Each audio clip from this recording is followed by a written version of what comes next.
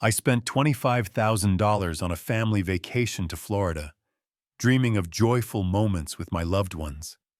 But at the airport, my son said, "I forgot to buy you a ticket. Just go home." They had planned to leave me behind like garbage from the very beginning. 4 weeks later, they returned, their eyes widening when they saw a man in a suit standing next to me, because this man was ready to destroy their world. Before we continue, please subscribe to the channel and write in the comments what time it is where you are now. Dad, I have some bad news. Alex's voice cut through the terminal noise like a blade. I stopped mid-stride, my rolling suitcase bumping against my leg. The American Airlines check-in counter stretched ahead of us, busy with families hauling oversized luggage and beach bags. "What kind of bad news?" I asked, though something in his tone already made my stomach clench. He wouldn't meet my eyes. Instead, he stared at the departure board, hands shoved deep in his pockets. "I forgot to buy your ticket." The words hung in the air like smoke.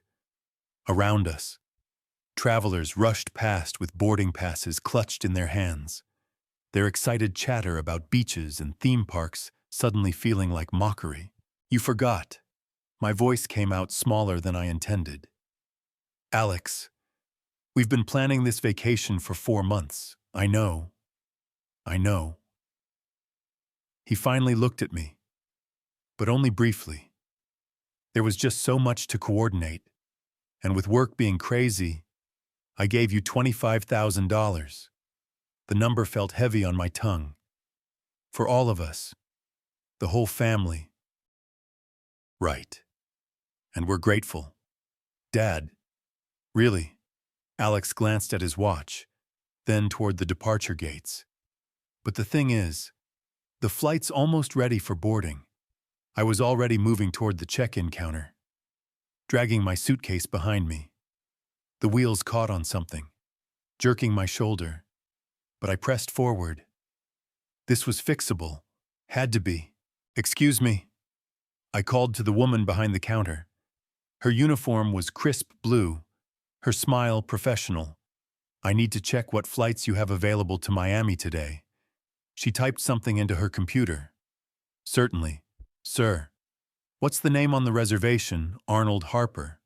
But apparently there might be an issue with my booking." More typing. A pause. Her smile faltered slightly. "I'm not seeing any reservation under that name, sir. Are you sure it was booked with American Airlines?" My chest tightened. It has to be there. My family. I turned to look for Alex, but he'd moved several feet away, now pacing near the security checkpoint entrance. "Let me try a broader search," the agent offered. "What dates were you looking to travel?" "Today. Right now. My son and his family should already have their tickets." She nodded, fingers flying over the keyboard. The screen reflected in her glasses as she scrolled through options. "I do see a reservation for Alex Harper. Party of 4, departing at 4:15. But there's no Arnold Harper on that booking." The terminal seemed to tilt slightly. "That's impossible. Check again. I've checked twice." "Sir, would you like me to see what's available on standby?" Hope flickered. "Yes, anything." "I'm sorry, but we're completely booked today. There's a convention in Miami. And what about tomorrow first class?" "I'll pay whatever it costs." Alex appeared at my elbow, his hand closing around my arm. "Dad, we need to talk." I shook him off. "Not now. We're figuring this out." "No, we're not." His grip tightened, pulling me away from the counter. "This isn't going to work." The airline agent watched us with growing concern. Other passengers began to stare. A small child pointed at my suitcase, which had tipped over when Alex grabbed me. "What do you mean it's not going to work?" I steadied my luggage, my hands shaking slightly. There has to be another airline, another flight. Dad, listen to me. Alex's voice carried a sharp edge I'd never heard before. The vacation is happening today. Right now. My family is already through security, so we find another way to get me there. No. The word was flat. Final. We don't. The departure board flickered, updating flight times. Gate assignments shifted. The 4:15 American flight now showed final boarding call in pulsing red letters. Alex, you're scaring me. What's going on? He checked his watch again, more aggressively this time. What's going on is that you need to go home. Dad, we'll manage the vacation somehow. Manage. My voice cracked. I paid for everything. The hotel, the car rental, the activities for the kids. And we appreciate that. But right now, standing here arguing isn't helping anyone. The terminal's air conditioning hummed overhead, but I felt hot, dizzy. Nothing made sense. 4 months of planning, $25,000, family dinners where we discussed snorkeling and sunset dinners. And now Alex was acting like I was some kind of inconvenience. Just go home, he repeated, already backing toward the security checkpoint. We'll call you from the hotel. That's when I saw it in his eyes. Not panic about a forgotten ticket. Not guilt about a mistake. Relief. Alex turned and walked toward the gate, leaving me standing beside my suitcase in the middle of the terminal, watching my son disappear into the crowd like he'd been planning this moment all along. The American Airlines counter suddenly felt like my only anchor in a spinning world. I approached the same agent who recognized me immediately. Sir, were you able to work things out with your family? Actually, I need you to check something for me. My voice sounded steadier than I felt. That reservation under Alex Harper, when was it made? She hesitated, glancing toward the security checkpoint where Alex had vanished. I'm not supposed to share booking details, but her fingers moved across the keyboard. It shows here that it was booked 8 weeks ago. Party of 4, 2 adults, 2 children, 8 weeks ago. Not 4 months when we'd first discussed the vacation. Not last week when Alex claimed he was finalizing everything. 8 weeks ago when he'd already decided I wouldn't be included. And no changes were made to add additional passengers. No, sir. The reservation has remained unchanged since the initial booking. My legs felt weak. I gripped the counter edge, the metal cool under my palms. What about other airlines? Anything to Miami today? Tomorrow? This week? She checked, her expression growing more sympathetic with each search. I'm afraid it's the convention season. Delta has a waiting list of 52 people. JetBlue is booked solid through next Wednesday. Next Wednesday. The words tasted bitter. By then, the vacation would be half over. There is one option, she offered quietly. Southwest has a red-eye tonight with 2 stops.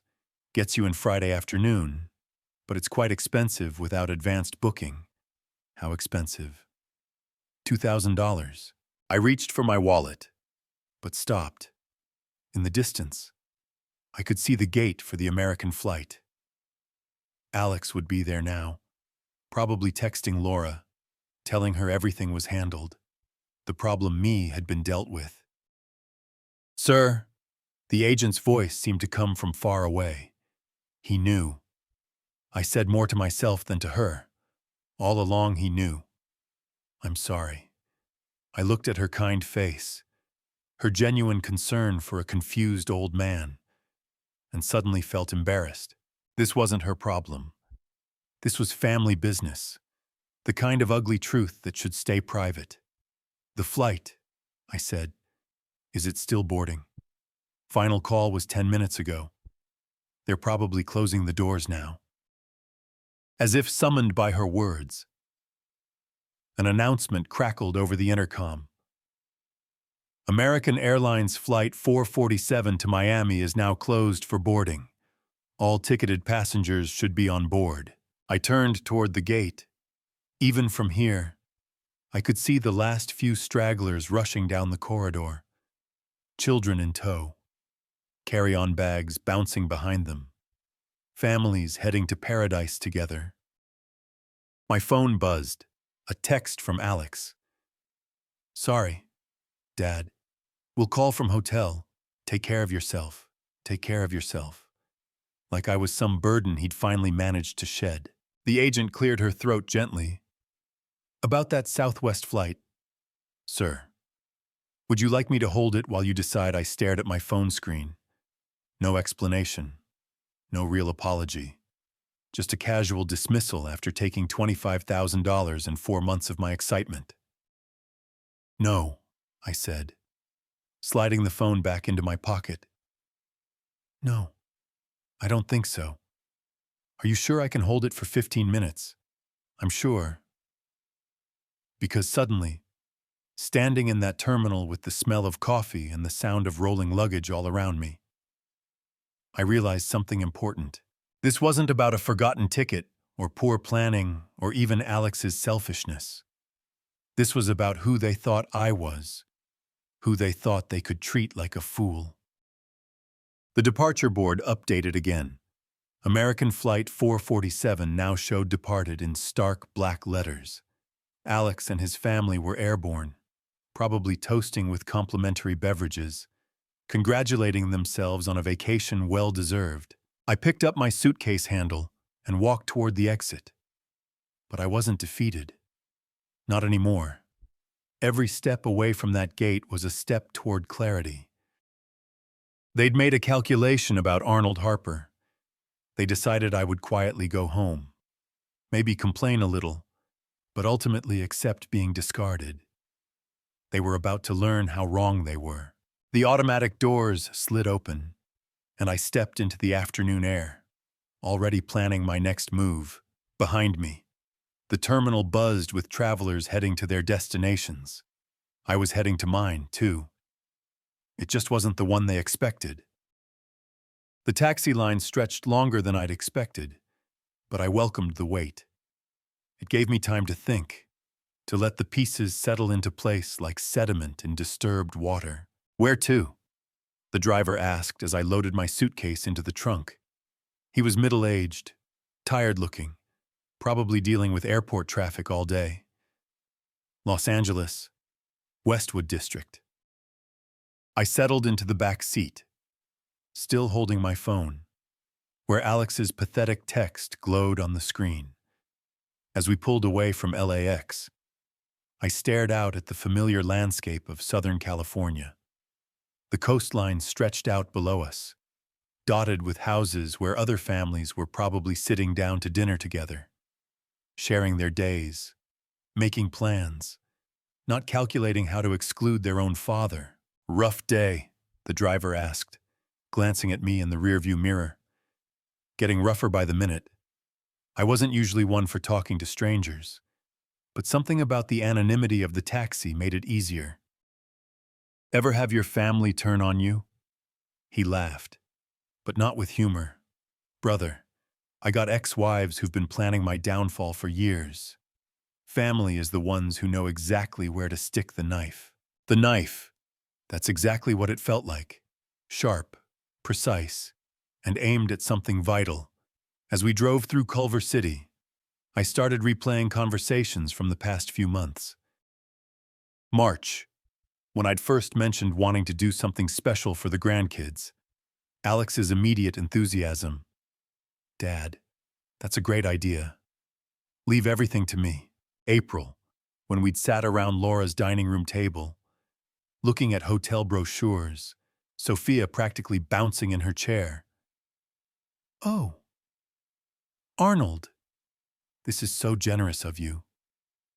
Robert nodding along, quieter than usual, but seemingly supportive. But now looking back, I could see the signs, the way Alex had insisted on handling all the bookings himself, Laura's suggestion that I might be more comfortable staying in a different hotel just in case the kids get too noisy. Sophia's comment about how older folks sometimes prefer different activities. They'd been conditioning me to expect separation all along. You know what the worst part is? I said to the driver's reflection. What's that? They thought I'd just take it, roll over and play dead. You planning to prove them wrong, sir? I watched the Hollywood Hills approach, their ridges cutting geometric patterns against the afternoon sky. I'm 72 years old. I worked 40 years as an engineer. I raised a son who apparently thinks I'm some kind of fool, but I didn't survive this long by letting people walk over me. The driver chuckled. Now you're talking sense. My phone buzzed again. Another text, this time from Laura. So sorry about the mix-up. Dad Harper, we'll bring you back something nice from Florida. Mix-up. Like it was some clerical error instead of a deliberate betrayal. I thought about the $25,000 I'd transferred to Alex's account 8 weeks ago for the vacation. He'd said easier to book everything from one source. How easily I'd trusted him. How completely I'd been played. But as we exited onto the freeway, heading toward my empty house in the hills, something shifted inside me. The hurt was still there, sharp and fresh, but underneath it was something harder, something that had been building pressure like water behind a dam. They wanted to treat me like a doddering old man who could be discarded when convenient. They wanted to take my money and exclude me from my own grandchildren's vacation. Fine. But they were about to discover that this particular old man still had a few moves left.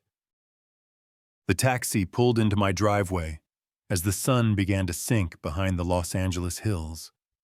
The house looked exactly as I'd left it 3 hours ago. Neat, quiet, ready for a week's absence. But I wasn't the same man who'd locked that front door with excitement and anticipation. That'll be $50, the driver said. I handed him $65. Keep the change and thanks for the conversation. Whatever you're planning, he said with a grin. I hope they deserve it. As I watched his taillights disappear down the street, I pulled out my phone and scrolled to a number I hadn't called in months. David Kensington, my lawyer. If Alex wanted to play games with $25,000, we could play games. But first, I had some research to do. The key turned in my front door with the same familiar click as always. But everything felt different now. I dragged my suitcase across the threshold, its wheels catching on the doormat I'd bought with Elizabeth 20 years ago. Home where I'd planned to be packing for Florida tonight instead of unpacking from nowhere. I changed into my comfortable cardigan and old cotton pants. The kind Alex always said made me look like an old professor. Tonight, that felt appropriate. I had studying to do. My office sat exactly as I'd left it this morning. Elizabeth's oak desk positioned by the window. Filing cabinets lined against the wall like soldiers at attention. Everything organized. Everything in its place. Unlike my family. The vacation folder sat in the second drawer, labeled Florida 2025 in my careful handwriting. I pulled it out and spread the contents across the desk's leather surface. 28 documents, each one representing another piece of my trust that had been systematically betrayed. Travel agency invoice. $25,000 transferred to Alex's account 8 weeks ago. Hotel confirmation, Lux Beach Resort, Ocean View Suites, 7 guests, 12 nights. I counted the names: Alex, Laura, Sophia, Robert, Lily, Jack, and Elizabeth Harper. Elizabeth, my wife, who'd been dead for 4 years. They'd actually put Elizabeth's name down instead of mine. The reservation my money paid for didn't even include me. My hand shook as I reached for the hotel brochure. Beautiful sunset photos. Families playing in crystal clear water. Generations gathering around dinner tables. Everything we'd talked about during those family planning sessions. Dad, you'll love the ocean view suite, Alex had said. The kids will have such amazing memories, Laura had added. All lies. I picked up the phone. Not my cell phone, but the old landline Elizabeth insisted we keep. Something about this moment required the weight of real connection, not wireless convenience. Directory assistance connected me to Lux Beach Resort. Reservations. This is Mia. How may I help you? Her voice carried that practiced Florida warmth, the kind they train hospitality workers to perfect. I need to cancel a reservation under the name Harper. Let me pull that up for you. Harper. Yes. I show a reservation for 7 guests. Checking in tomorrow. Ocean View Suites for 12 nights. Are you sure you want to cancel? Our resort is beautiful this time of year. I'm completely sure. May I ask why perhaps I can offer alternatives? Different room types, partial stays, no alternatives. Cancel everything. A pause.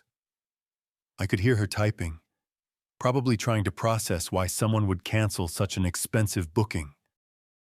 Mr. Harper, I have to inform you that canceling this close to arrival will result in significant penalties. The total cancellation fee would be $4,500. $4,500. Less than what I'd spend on gas money for a year. That's acceptable, sir. Are you certain this is a very substantial reservation? Perhaps if you spoke with our guest services manager. Cancel it now, please. More typing. The sound of a printer. Official business being conducted. The cancellation is processed. You should receive confirmation via email within the hour. Is there anything else I can help you with today? Actually, yes. When someone arrives tomorrow expecting that reservation, what will you tell them? I would inform them that the reservation was canceled by the primary booking party at 6:47 p.m. Pacific Time on May 15th. Perfect. Alex would know exactly when I'd taken action. And more importantly, he'd know it was deliberate. Thank you, Mia. You've been very helpful. I hung up and looked at the scattered papers on my desk. In the corner sat a framed photo of last Christmas. Alex, Laura, the kids, Sophia, and Robert, all gathered around my tree, opening presents I'd bought, eating dinner I'd paid to cater, all of them smiling at the generous old fool. Well, the generous part was over. Morning light filtered through my bedroom curtains differently than it had in weeks. For the first time since we'd started planning this vacation, I'd slept deeply, dreamlessly, completely. No anxiety about packing. No excitement about seeing Sophia's face when she first glimpsed the ocean. No mental lists of activities the grandkids might enjoy. Just peace. I showered, dressed in fresh clothes, and made my way to the kitchen. The old percolator bubbled cheerfully on the counter, filling the house with the same coffee aroma that had greeted Elizabeth and me for 40 years of marriage. My cell phone sat charging on the counter where I'd left it. The screen showed missed calls, but I ignored it while I poured my coffee and added cream. Some conversations required proper preparation. Finally, I picked up the device. 48 missed calls, all from the same Florida number. The call log told the story better than any novel. 11:47 p.m., Florida time, then 11:52, then 12:03 a.m. Every 15 minutes through the night. 4:30 a.m., 5:15, 60. Alex had been awake all night. Between the calls, text messages, I scrolled through them, watching panic escalate in real time. Dad, call me back. Urgent. Hotel says you canceled everything. Dad, this isn't funny. Call now. Kids are crying. We have nowhere to go. Call me back. The timestamps painted a clear picture. The family had arrived at Lux Beach around 3 p.m., Florida time yesterday. 6 p.m. California time. Just as I was hanging up with Mia, they'd walked up to that beautiful resort desk, excited and tired from traveling, probably already planning their first sunset dinner, and discovered they had no rooms. I carried my coffee to the living room and settled into my favorite armchair by the window. Outside, my neighbor was walking his golden retriever, the same route they took every morning for 12 years. Normal Tuesday routine for everyone else. My phone buzzed with another incoming call. Florida number. I let it ring. The voicemail notification appeared moments later. I played it. Dad, I don't know what you think you're accomplishing, but you need to fix this right now. We spent the night in the hotel lobby. Sophia hasn't stopped crying. The kids don't understand what's happening. This is cruel and unnecessary and completely unlike you. Call me back and fix this mess. Cruel and unnecessary. Interesting choice of words from someone who'd left his father stranded at an airport. The coffee tasted perfect. Brazilian blend ground fresh yesterday morning when I'd still believed in family vacations and children's laughter, and 3 generations making memories together. I set the cup on the side table and picked up my phone. Scrolling to Alex's Florida number. My finger hovered over the green call button. 8 weeks of planning. $25,000 transferred without question. 4 months of excited conversations about snorkeling in clear waters and teaching Lily to body surf. All of it orchestrated to exclude me. Alex wanted to talk now. After 48 unanswered calls and messages that managed to blame everyone except himself. Perfect. I had things to say, too. I pressed the call button. Alex answered before the first ring finished. Dad. Finally. What the heck is going on? The hotel says you canceled our entire reservation. His voice came through so loud I had to hold the phone away from my ear. In the background, I could hear other voices. Laura saying something about complete disaster. One of the kids crying. Well, hello. Alex, how's your vacation going? Don't play games with me. We have nowhere to stay. Do you understand what you've done? I reached for my notepad, the one Elizabeth used to keep by the phone for taking messages. Some conversations needed documentation. Actually, I understand perfectly. Tell me, when you planned to leave me at the airport yesterday, where exactly did you expect me to spend my vacation? A pause. The background voices quieted. Dad, that was completely different. This is about innocent kids. Who were there innocent kids involved when you deliberately excluded me after taking my $25,000? That's not the same thing. I wrote down the time. 8:03 a.m. California. 5:03 a.m. Florida. Alex's voice carried the exhaustion of someone who'd been awake all night in crisis mode. Help me understand the difference. Son, the difference is we're stuck in a foreign place with no money and kids who don't understand why their vacation got ruined. Interesting. Yesterday you told me to just go home when I was stuck at an airport. What changed? Laura's voice grew louder in the background. Alex, tell him about the credit cards. Credit cards, I made a note. Dad, we can't afford another hotel. Everything's booked solid anyway because of some convention. We put the entire trip on credit, expecting to pay it off with, well, expecting different circumstances. You mean expecting to pay it off with my money while I sat home like a discarded piece of furniture? Stop being dramatic. This isn't about you anymore. It's about Sophia and the kids. And it became about me the moment you took my money and excluded me from my own grandchildren's vacation. Alex's voice shifted, becoming harder. Fine. You want to play hardball when I get back to California. You're going to regret this.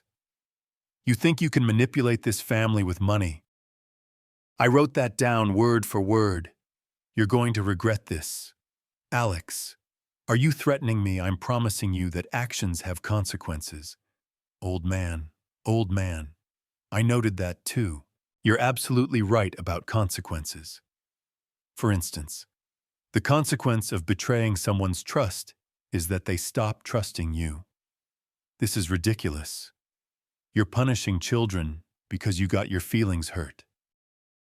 I'm teaching adults that stealing $25,000 and abandoning family members has repercussions. We didn't steal anything. You gave us that money for a family vacation, which by definition includes family. Silence, except for Sophia's voice in the distance. Something about never should have listened. And this is a disaster. Alex tried a different approach. Dad, look, maybe we handled things badly yesterday, but right now we need to focus on fixing the situation. Can you call the hotel and... No. What do you mean, no? I mean the word no. Alex, it's what you should have heard yesterday when you suggested I just go home and miss my own grandchildren's vacation.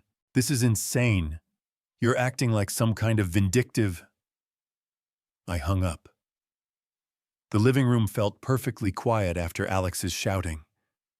Outside, a hummingbird hovered near Elizabeth's old feeder, its wings a green blur against the morning light. I looked at my notepad. Threats, insults, financial admissions, zero accountability. My phone immediately started ringing again. Florida number. I turned it off and finished my coffee, watching the hummingbird navigate between flowers with purpose and precision. Some lessons couldn't be taught with words. I stared at my notepad where Alex's threats glared back at me in black ink. You're going to regret this, old man. The words looked even uglier written down than they'd sounded through the phone. Elizabeth's reading chair sat empty by the window, afternoon light streaming across the floral cushions she'd chosen 30 years ago.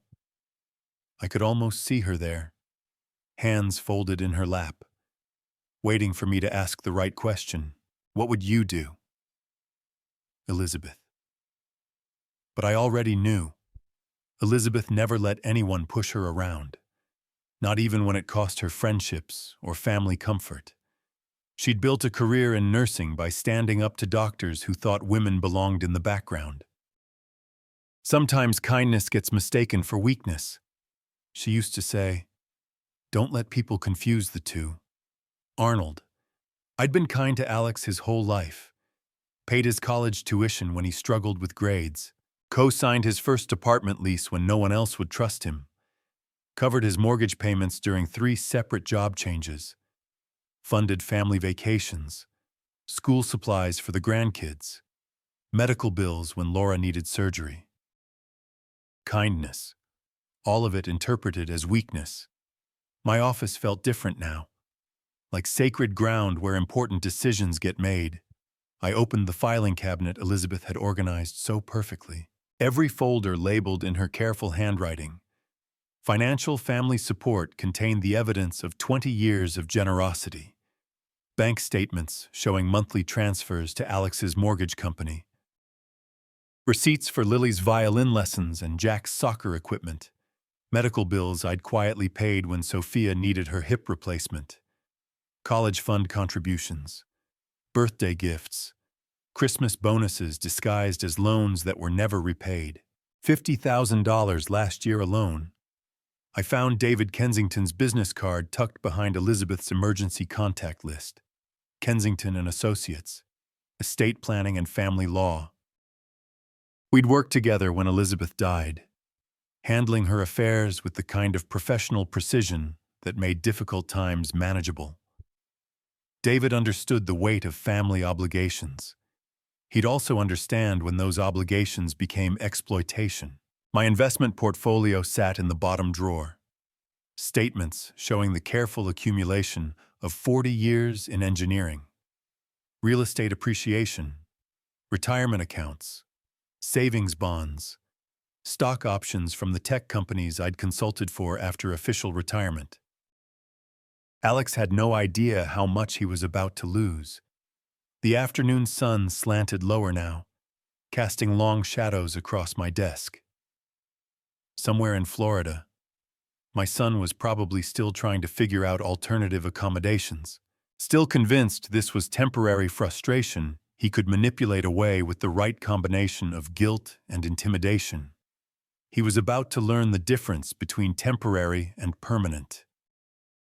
I reached for the phone, David's card steady in my other hand. The numbers felt significant as I dialed, like coordinates for a destination I'd been avoiding my whole life. Justice wasn't the same as revenge. Elizabeth taught me that, too. Revenge was emotional, messy, ultimately unsatisfying. Justice was clean, proportional, educational. Alex wanted to play hardball. Perfect. I'd spent 4 decades in corporate negotiations with men who thought engineering degrees made you soft. None of them made that mistake twice. The phone rang once, twice. David's receptionist answered with professional warmth. Kensington and Associates. How may I help you, David? Kensington's office. This is Jennifer speaking. This is Arnold Harper. I need to schedule an urgent consultation with David about estate planning. The appointment was set for tomorrow afternoon. I slept better that night than I had since this whole mess started. Waking up refreshed and clear-headed for the drive to San Francisco, David's office occupied the 15th floor of a glass tower overlooking the bay. All polished marble and expensive wood paneling. The kind of space that charged by the hour and delivered results worth every penny. Arnold, come in. David stood to greet me, his handshake firm and reassuring. At 55, he carried himself with the confidence of someone who'd spent decades solving other people's complicated problems. I settled into the leather chair across from his mahogany desk and spread out my documentation like evidence in a trial. Bank statements, receipts, threatening text messages, notes from yesterday's phone call. What's the situation? David asked, reaching for a legal pad. My son has shown me who he really is. I need legal protection from his greed. The story came out methodically, chronologically. The planned family vacation, Alex's deliberate exclusion at the airport, the hotel cancellation, 48 desperate phone calls, and finally those ugly threats when he realized I wouldn't be manipulated. David took notes, occasionally asking clarifying questions that revealed his experience with family disputes. How long has this financial dependency been going on? 20 years. Minimum. I have documentation going back to his first mortgage, and the threats were specific. I wrote them down verbatim. I slid the notepad across his desk. You're going to regret this, old man. Actions have consequences. David studied the notes, his expression growing more serious. Arnold, this sounds like attempted financial coercion. In California, that's grounds for disinheritance with legal protection against challenges. Meaning if you choose to modify your will, we can structure it to withstand any attempt by Alex to contest it in court. The relief felt physical, like setting down a weight I'd been carrying without realizing it. I want him completely excluded. I said, everything I've built goes to organizations that will actually use it for good. David opened his computer and pulled up estate planning templates. Let me walk you through the options. We can establish a new will with charitable beneficiaries, including specific language about why Alex is excluded. For the next hour, we discussed details. The Los Angeles Children's Education Foundation would receive the bulk of my estate. Engineering scholarships at UCLA would get a substantial endowment. Local senior services, community development programs, veterans assistance, causes that mattered, run by people who understood stewardship. The documentation you've provided shows a clear pattern of financial exploitation, David said, reviewing my bank statements. Combined with the threatening language, we have solid grounds for disinheritance. How long will this take? I can have documents ready for signature by next week. We'll need witnesses, notarization, and I'd recommend a video recording of the signing to document your mental competency. Whatever it takes. David leaned back in his chair, studying me with the careful attention of someone making sure his client understood the implications. Arnold, this is permanent. Once executed, this will fundamentally change your family relationships. They changed first, I said. I'm just making it official. And you're certain about this? No second thoughts about the grandchildren. I thought about Lily and Jack. Their innocent faces during family dinners I'd funded. Birthday parties I'd made possible. The children will be better served by scholarship programs than by inheriting money their father would control. David nodded, apparently satisfied with my reasoning. Then let's proceed. I'll draft comprehensive documents excluding Alex entirely while protecting your wishes from legal challenge. We shook hands as the meeting concluded, his grip conveying both professional competence and personal understanding. I'll call you when everything's ready for signature. Walking back through the marble lobby, I felt lighter than I had in years. The law was on my side. Justice would be served. And Alex would finally learn that actions really do have consequences. The elevator descended 15 floors while I processed what had just happened in David's office. Legal protection was coming. Real permanent consequences for Alex's betrayal and threats. That week passed peacefully, filled with the kind of routine I'd neglected during months of vacation planning. Morning walks around my Los Angeles neighborhood, afternoon reading in Elizabeth's chair, evening meals prepared without rushing to accommodate family phone calls or visits. No more checking my phone constantly for updates from Alex about travel arrangements. No more wondering if Sophia would like the restaurant reservations I'd made or whether Robert needed different activities for his arthritis. Just quiet. Ordered days while David prepared the legal documents that would change everything. Friday afternoon, my phone rang. David's office. Arnold, the documents are ready. Can you come in Monday for the signing? Absolutely. Just to confirm, you're still committed to these changes more than ever. Monday morning found me back in David's downtown office. But this time the conference room held additional people. His secretary, Mrs. Chen, and a paralegal named David, sat at the polished table with notary stamps and official forms arranged like surgical instruments. This is a formal will execution, David explained, settling into his chair. Everything needs to be witnessed and notarized to prevent future challenges. The new will lay open before me. 28 pages of legal language that translated my anger into permanent consequences. Page after page detailed the exclusion of Alex Harper from any inheritance, the establishment of charitable trusts, the designation of David as executor with full authority to distribute assets according to my wishes. Let me read the key provisions aloud, David said, his voice carrying the gravity of legal ceremony. The testator, Arnold Harper, being of sound mind and clear judgment, hereby excludes his son, Alex Harper, from all inheritance due to demonstrated financial exploitation and threatening behavior toward the testator. The words felt powerful, final. Furthermore, the testator designates the following charitable organizations as primary beneficiaries. David continued through the list we'd carefully constructed. The Los Angeles Children's Education Foundation would receive $450,000. UCLA's Engineering Scholarship Fund would get $350,000. Senior Services, Veterans Assistance, Community Development, worthy causes run by grateful people instead of entitled family members. Mrs. Chen adjusted her glasses. Mr. Harper, do you understand these provisions completely? Yes. And you're executing this will freely, without coercion. completely freely. The paralegal activated a video camera positioned on a tripod. For the record, please state your name and today's date. Arnold Harper, May 25th, 2025. And you're executing this will of your own free choice. I am.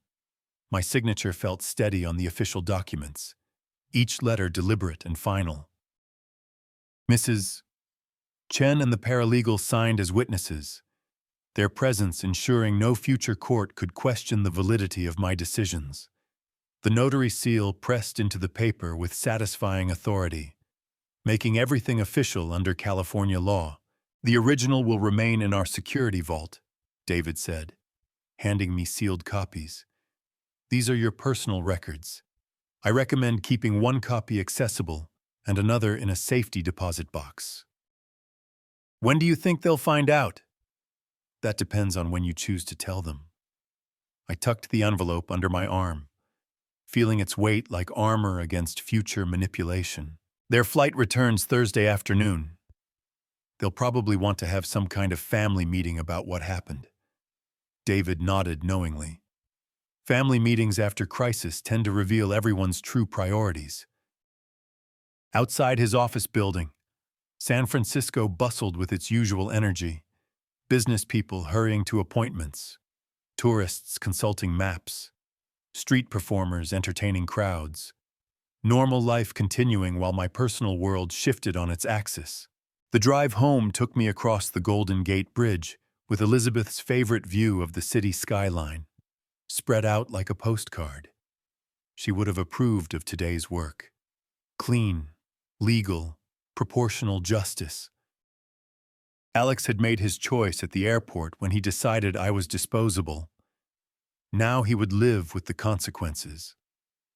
2 weeks had passed since David sealed the final documents in his vault. During that time, I'd maintained my peaceful routine while mentally rehearsing this moment. David and I had confirmed the flight details, discussed timing, and prepared for what was coming. Now, standing beside him in the international arrivals terminal at LAX, I felt the same calm confidence that had carried me through every major decision of my engineering career. Flight 441 from Miami has landed, David said quietly, checking his phone. They'll be coming through customs shortly. The leather portfolio under his arm contained the documents that would complete our mission. 4 weeks of planning, legal preparation, and psychological readiness all led to this moment. Passengers began trickling through the sliding doors marked, "Nothing to declare." Tanned families with beach bags draped around their necks, couples carrying duty-free shopping bags, business travelers checking their phones, the usual flow of people returning from paradise. Then I saw them. Sophia appeared first, chattering animatedly to Robert about something she'd seen on the plane.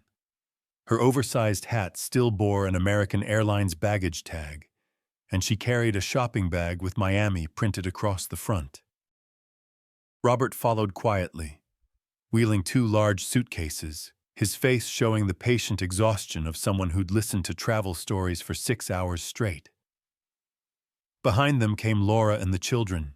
Lily wore a grass skirt over her shorts and clutched a plastic ukulele, while Jack had a lei made of fake flowers around his neck. Both kids looked tired but excited, scanning the crowd for familiar faces. Alex emerged last, checking his phone with the distracted air of someone trying to reconnect with mainland life. His Florida shirt hung loose over khaki shorts, and he moved with the relaxed swagger of a man who thought his problems were behind him. Then Lily spotted me. "Grandpa." She broke away from the group and ran toward me, her plastic ukulele bouncing against her side. Jack followed, his face lighting up with genuine joy. "Grandpa Arnold, we missed you so much. Wait until you hear about the dolphins." I knelt down to hug them both, feeling their small arms wrap around my neck with the uncomplicated love that only grandchildren can offer. For a moment, the weight of what was about to happen pressed against my chest.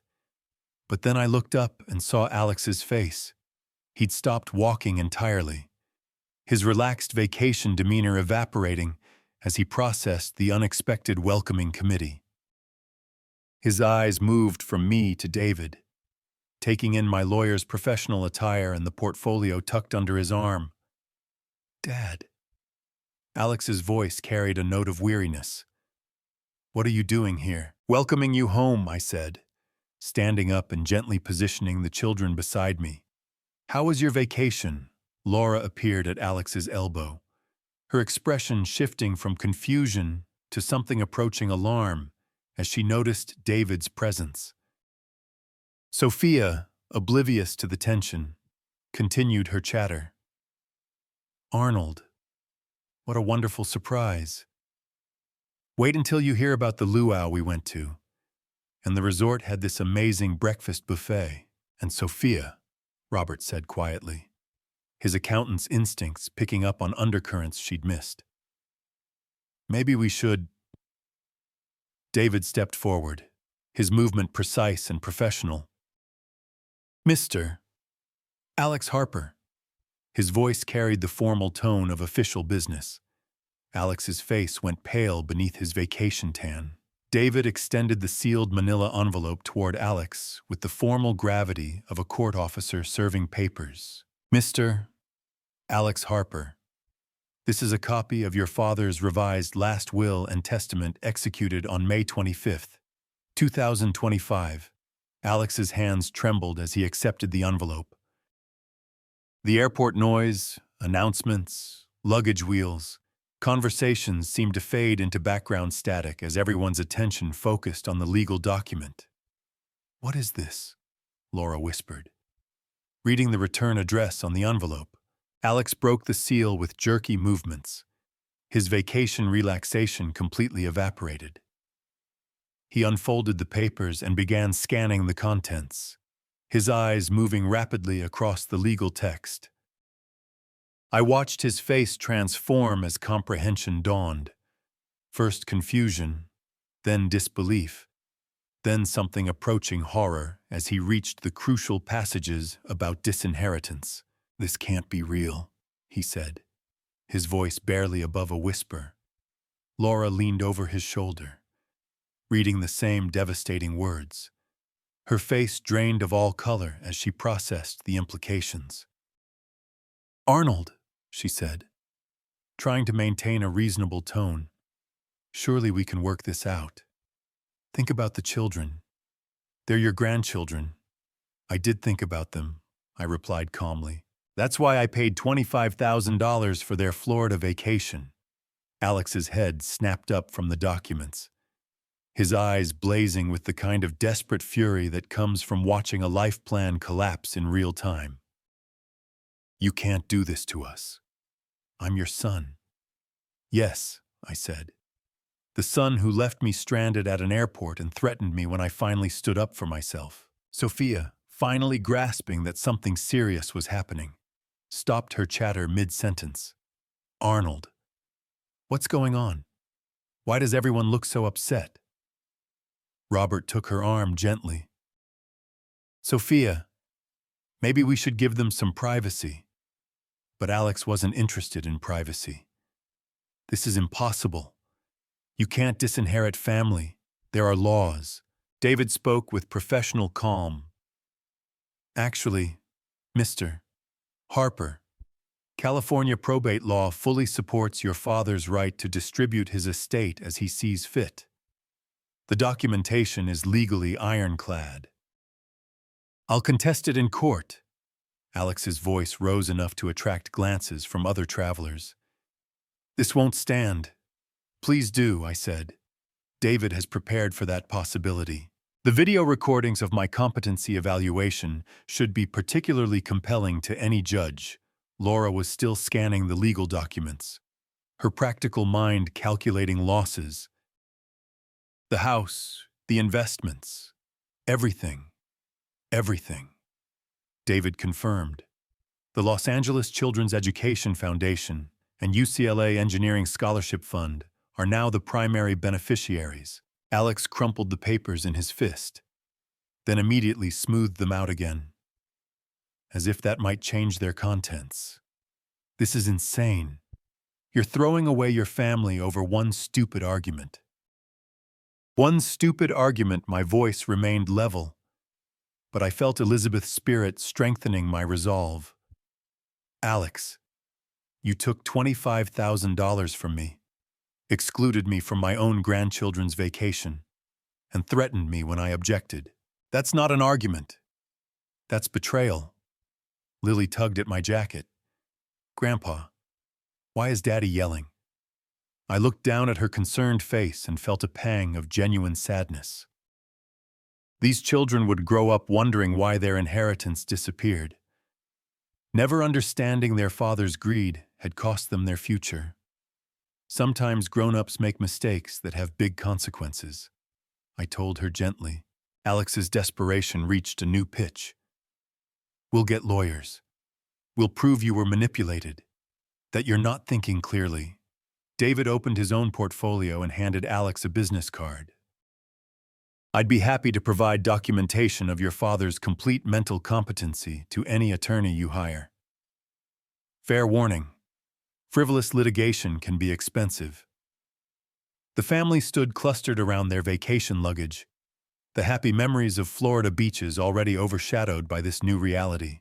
Sophia kept looking between faces, still not fully comprehending the magnitude of what had happened. Robert, however, understood completely. His accounting background had taught him to recognize when numbers added up to disaster. Alex, he said quietly, maybe you should have thought about consequences before you acted. Alex whirled on his father-in-law. Don't lecture me. This affects all of us. No, I said firmly. This affects the people who betrayed my trust. Your children are innocent. That's why I've established scholarship funds that will help children like them for generations. David closed his portfolio with finality. Gentlemen, our business here is concluded.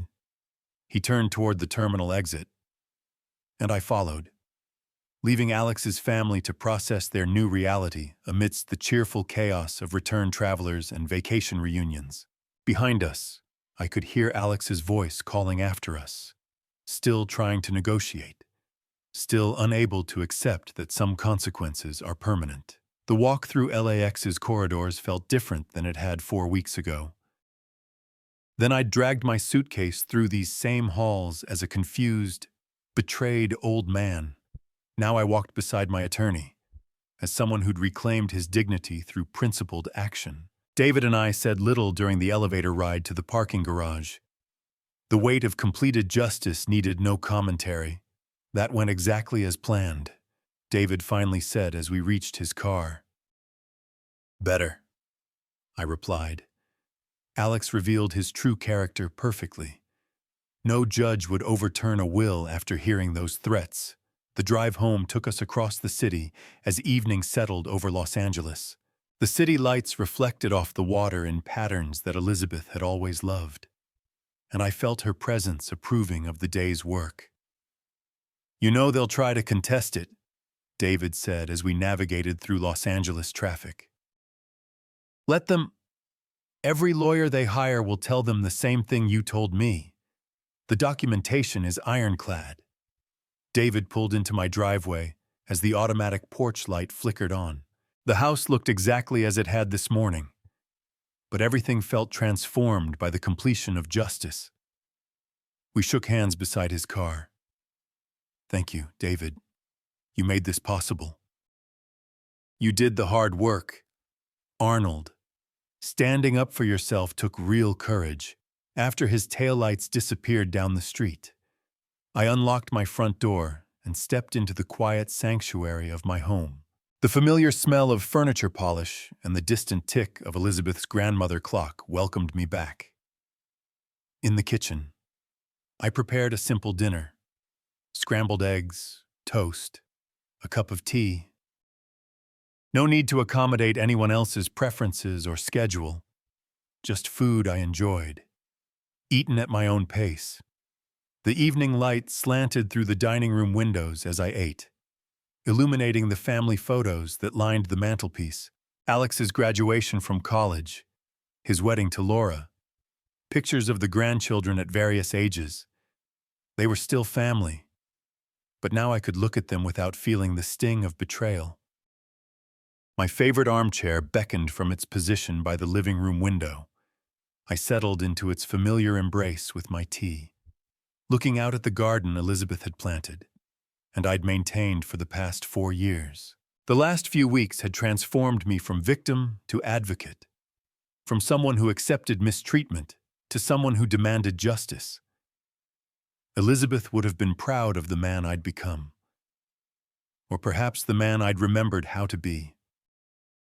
My phone sat on the side table, turned off since leaving the airport. No doubt Alex was trying to call, still believing he could negotiate his way out of consequences. But some lessons can only be learned, never taught. The charitable organizations would receive my call tomorrow. The Los Angeles Children's Education Foundation, UCLA's Engineering School, the Senior Services Program. Worthy causes run by grateful people who understood stewardship. My money would fund violin lessons for children whose parents worked multiple jobs. It would pay for engineering textbooks for students who couldn't afford them. It would provide meals and companionship for seniors who'd been forgotten by their families. Real good in the world instead of funding more vacations I'd be excluded from. The sun set behind Los Angeles's hills, painting my living room in shades of gold and amber. Somewhere across the city, Alex's family was probably still processing the magnitude of their changed circumstances. Sophia would be confused, Robert quietly calculating, Laura planning damage control, and Alex would be learning that actions really do have consequences. I finished my tea as darkness settled over the neighborhood. Tomorrow would bring its own challenges. Phone calls from family members, possibly legal papers from desperate attorneys, the logistics of updating bank accounts and investment portfolios. But tonight, I sat in my own chair in my own house, surrounded by the quiet dignity of a man who'd reclaimed his self-respect. Elizabeth's wisdom had guided me through the darkest period of family betrayal, to this moment of peaceful resolution, justice served, lessons learned, future secured. It was enough. It was perfect. It was finally completely mine. If you like this story, please like this video, subscribe to the channel, and share your impressions of this story in the comments. To listen to the next story, click on the box on the left. Thank you for watching.